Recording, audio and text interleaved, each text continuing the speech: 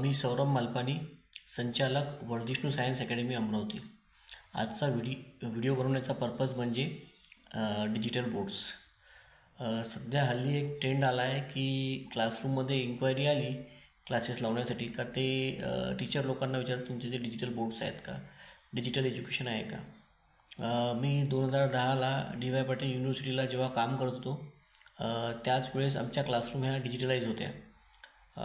त्या क्लासरूममध्ये पोरं जेव्हा अंदर इन व्हायचे तेव्हा ॲटोमॅटिक लाईट लागायचे आणि पंखे चालू व्हायचे.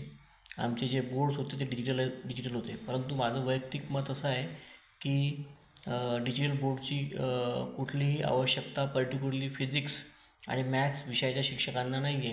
कारण की मॅथ्स हे जोपर्यंत तो विद्यार्थी लिहून बघणार नाही, फिजिक्सच्या न्यूमरिकल जोपर्यंत सोडून बघणार नाही तोपर्यंत त्यांना येणार नाही.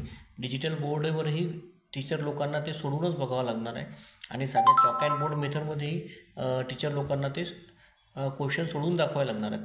जर ते न्यूमरिकल्स आहेत तर त्यांना त्या बोर्डचा यूज डिजिटल बोर्ड जरी लावले तरी त्यांना स्वतःला सोडून दाखवायला लागणार आहेत.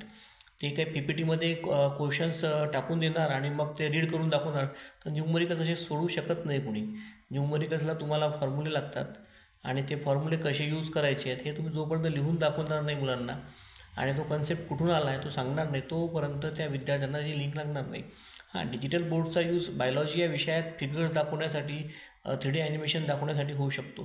तर बायोलॉजीचे जे टीचर लोक आहेत तर ते या बोर्डचा यूज करू शकतात. पण माझं वैयक्तिक मत आहे की पॅरेंट्सनी कुठल्याही कोचिंग क्लासमध्ये ॲडमिशन घेताना जो टीचर फिजिक्स आणि पर्टिक्युलरली मॅथ्सचा आहे त्यांनी डिजिटल बोर्डपेक्षा चॉक अँड बोर्ड मेथड ही सगळ्यात बेस्ट आहे, युनिव्हर्सल आहे आणि ह्या मेथडचाच यूज करायला पाहिजे. आणि मी हे जे डिजिटल बोर्ड आहेत हे अजून 15 वर्ष अगोदर बघितले, कारण की मुंबई आपल्यापेक्षा नेहमी 20-25 वर्ष पुढे चालते. आणि कोविडनंतर हा ट्रेंडच चालू झाला आहे की विद्यार्थ्यांना वाटते की डिजिटल बोर्ड असले म्हणजे हा कोचिंग क्लास खूप चांगला आहे.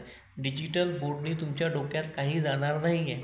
तुम्हाला चांगल्या शिक्षक लोकांची गरज आहे जे तुम्हाला कन्सेप्ट खूप चांगल्या प्रकारे समजून सांगेल, जे तुमच्या भाषेत समजून सांगणार आणि तुम्हाला न्यूमरिकल्सची जास्तीत जास्त प्रॅक्टिस घेणार. मग ती न्यूमरिकलची प्रॅक्टिस तुम्ही साध्या बोर्डवर घेतली तरी तोच सेम इफेक्ट येणार आहे आणि तुम्ही डिजिटल बोर्डचा यूज केला तरी तो सेम इफेक्ट येणार आहे. बायोलॉजीचा विषय हा एक वेगळा भाग आहे की जिथे डिजिटल बोर्डचा वापर होऊ शकतो. एवढे बोलून मी माझे 2 शब्द संपवतो. जय हिंद, जय महाराष्ट्र.